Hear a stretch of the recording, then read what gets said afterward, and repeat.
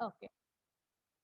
So, one more thing you have to understand is that sequence complexity. Regarding this, we have discussed in your last class, last year, when I taught you about molecular biology. In our DNA, we have different kinds of sequences. In certain regions of the DNA or proteins, the sequences are like highly complex, means like highly heterogeneous sequences present side by side. At certain regions, you have like relatively moderately sequences, but certain sequences are like very low complex. Here, what do you understand by complexity means the diversity. So here you see very low complex DNA. All your uh, N means some unknown nucleotide. T means you have all T's like that. So very simple, relatively complex, and it is more complex. So depending upon the complexity of DNA also, your alignments vary, right? So there are few simple rules we have to consider while doing. There are many rules actually, but for your sake, I'm giving few simple rules. So the first thing is, if you are comparing two sequences, if they are more than 100 residues, so more than 100 nucleotides. So if you find 25% identity between them, anything you want to talk to me? Are you clear? Is my voice audible? Yes, ma'am. Yeah. So why these rules are important is because when you are comparing, you cannot expect 100% identity, because I told you, because in the evolution, we accumulate so many mutations, we don't get 100% identity. So whenever you are comparing, at least you should get 25% identity. Anything identity between 25 and above, you can imagine that those two sequences are likely related. They may have some relation. If the two sequences are in the range of 15 to 25% identical, they may be related. But still, you need to do several other tests to check their relationship. If between two sequences, if you are getting very less identity, like less than 15%, then most probably they are not related sequences. So that these are all few considerations you should take, because you will do some exercises. That time, when I ask you to make a table of more identical sequences to a query sequence, so from the list you should choose something. So how will you choose is because based on this percentage identity. So if you need more than one gap for every residues, so then you can think that alignment is suspicious. So when you are doing the alignment, you remember yesterday the alignment I was showing you. So here this is a stretch of 1, 2, 3, 4, 5, 6, 7, 8. So among these eight bases itself, you have two. Sorry, you have one gap. So if many such gaps, if you are able to introduce between two sequences, many means how many they are telling? 20. So for every means you should not get a gap for every 20 bases. If you are getting a gap means this gap indicates dissimilarity. Means the alignment can be suspicious. They may not be related to the same organism. So such kind of rules you can classify. So then based on the different rules on which the alignment happens. So now you understand what is alignment. Alignment is just comparing two sequences, how much they are related. So if they are small, you can do it manually, but if they are very large, you have to use several softwares. You can do it. I will make you to do some alignments. Don't worry about it. So based on that, so based on the length, how much they cover, based on how they do the alignment. One is called as global alignment, another one is called as local alignment. Global is nothing but entire sequences will be tried to align. Local is nothing but within the sequence, any small stretches, if they are compatible, they will be aligned. Rest all will be left. But in global, completely it will be tried to align, but so much gaps will be introduced. But in local, small stretches wherever they are aligning, only that will be visualized. And one another kind of alignment is called as pairwise alignment or multiple sequence alignment. Pairwise means pair ante ఎంత మందిని pair అంటాం, two members ఉంటేనే పేర్ అంటాం కదా, with boy girl friends అంటే మళ్ళీ multiple అయిపోతారు, wife and husband, like. So pair is nothing but whenever you are comparing only two sequences, only two sequences you have to compare. That time you call it as pairwise alignment. But if you have more than two, that time you have to go for multiple sequence alignment. So there are several tools, different tools. If you have only two sequences, you have to use a different tool. But you have more than two, three, four, five, many, that time you have to go for another tool. The tools vary, right? So global is, I will show you the diagram of global. So this is called as global alignment. So where the or else I will go to the I will go to one more diagram. Please leave this. Yeah, this is the diagram I want to show you. These two are the sequences. Query sequences I am giving you. I'm asking you to do the global alignment. So when you submit these sequences to the global alignment tool, what it will do is, so this is your first sequence, right? And this is your second sequence. Global alignment is that this sequence will be tried to match with the entire sequence.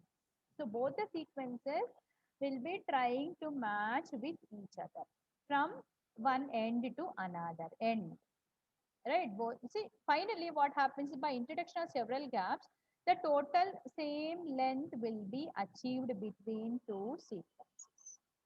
The same two sequences, if they are sent to a local alignment software, what it will do is, it will not spread out the it will not introduce the gaps, or it will not spread out the sequences within the sequence, wherever it may not be from the beginning, wherever it may be within the sequence. If anything is like significantly matching, this is not 100%, but you can see it is a significant match with one gap, not an issue, right? So such kind of matching will be done. Means small local sequences, not complete sequences are matched. Such kind of alignment is called as local alignment, whereas global alignment tries to cover entire sequence, and it will give you whether it is matching, mismatch, it will give, right? So yeah, so with this basic understanding, we will go back to the, we will go back to this. So what is global alignment? These algorithms, they start at the beginning of the two sequences. Just now I showed you, and adds gaps to each until end of the one is reached. So almost like, even though they are not of equal size, they will be made almost equal size by adding gaps. So instead, global alignments, most of the time, they are more suitable if two sequences have same length, and if they are more quite similar, then only they are suitable for global alignment. If they don't have much similarity, they are not suitable for global alignment. If they are of very different length, they are also, because you will not get a significantly good result, so they are not suitable for global alignment. So what are the sequences suitable for global alignment? They should be of same size, and they should have certain relatively good similarity. So alignments will be carried from beginning to end, right? So local alignments are like on finding stretches of sequences with high level of matching, and they build the alignment. They don't bother whether entire length is covered, nothing is bothered. Wherever it may be within both sequences, any sequence if you find with high level of matching, then they will be aligned and the model will be built. On the other hand, it does not assume whether two sequences have good similarity or whether they have the equal length, entire sizes. The entire length will not be mattered. Similarity is also not mattered. Throughout the length, if they have small stretches of your high quality matches, they will be matched. So it finally finds the local regions with highest level of similarity between two sequences, and align the regions without the regard of alignment of rest of the region. So either side, if it is not matching also doesn't matter, only finds the local regions of highest similarity, right? So here, what the most widely used algorithm is the software is for global alignment is Needleman Wunsch dynamic programming algorithm. So you don't need to worry about the deep inside how the programming works, but you should remember this name and you should know how to operate the software. Very easy, I will tell you. So Needleman-Wunsch dynamic programming algorithm will be used to check the global alignment between paired sequences. For pairwise alignment only what I am talking now. We did not go to multiple sequences. Now we are in the pairwise only, looking for either possibility of global or local alignment. So treat the two sequences as potentially equivalent sequences, and by using global alignment, what we can identify is we can identify conserved regions, conserved and similar regions between two sequences, and we can also identify the differences. So what are the applications of global alignment?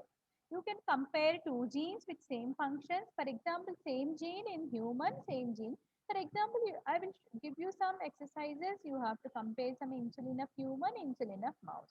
So you will be identified how much of the DNA sequence is conserved and what are the differences. So you can compare two proteins with similar functions, same thing.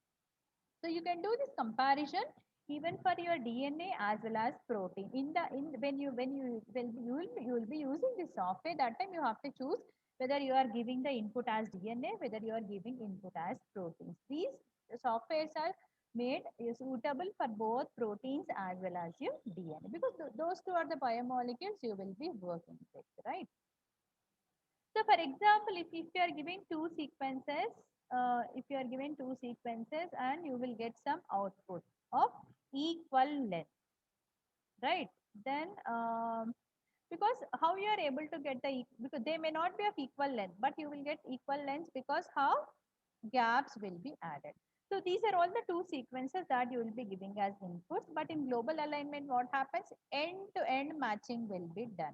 So that during that end-to-end matching, certain gaps will be introduced, certain gaps. Means they will try to match, but wherever there is no matching from end to end, gaps will be introduced. It is not that only G will be trying to match with T. It is not like that. So nearby, if there is a possibility of continuous stretch of matching, this will be shifted. Initially, the gap will be introduced. Means all possible ways it will try in the software, and it will give us the best possible way. I will show you such examples also. So what do you understand in global alignment? So the entire length of the sequences will be tried to match with each other in the best possible way to introduce least number of gaps and give you good alignment, good matching. G is matching with G, C is matching is continuously. See, again you have a very small gap. Again, you have a continuous stretch of the sequence aligned or sequence matching. Okay. But in local alignment, two sequences may or may not be related. But mostly in global alignment, related sequences only we try to match, because unrelated sequences, so much of gaps will be introduced. So the result will not be significant. But in local alignment, they need not be related. And the goal will be whether they align with the given sequence or not. Means any new sequence you can give and you can check with alignment with any other sequence, right? So for example, what is the algorithm you use? So for global alignment, you have used Needleman Wunsch algorithm, but here you will be using Smith-Waterman algorithm. So these algorithms, the softwares are available with EBI. From EBI, you get these softwares, right? So, so using local alignment, so these are all the two sequences, same query sequences, what were given in the last example. So, but using local alignment tool, you are able to do the possible alignment of the, means best possible local alignment of a very small stretch only, not to a very big stretch. So this part we have already discussed, and this part also we have discussed, right? So global alignment, local alignment, all that we do for the pairwise alignment only to find best possible local or global alignments for two query sequences. So pairwise alignments can only be used between two sequences at a time.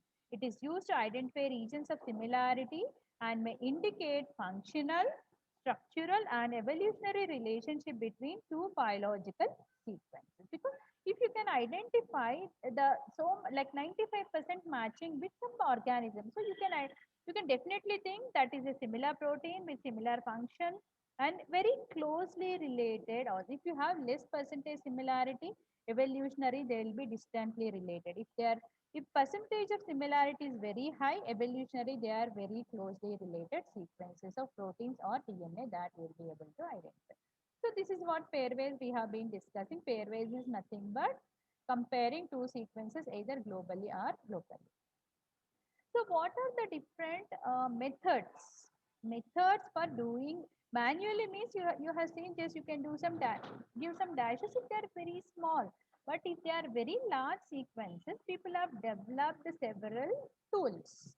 Several tools. Based on the tools, now you have the software, right? So people have developed several tools to do this sequence alignments, pairwise sequence alignment. Most primitive method was dot matrix analysis. Nowadays we don't use it. Now most widely used is dynamic programming algorithm. Just now I told you Needleman-Wunsch algorithm for your global alignment as well as Smith-Waterman algorithm for your local alignment. Then you have word or k-tuple method. These three are the most widely used method, but among them we make use of dynamic programming algorithm. So dot mat you have in your syllabus is dot matrix. This was the primitive algorithm wherein this method uses comparing of two sequences to look for possible. Just a second.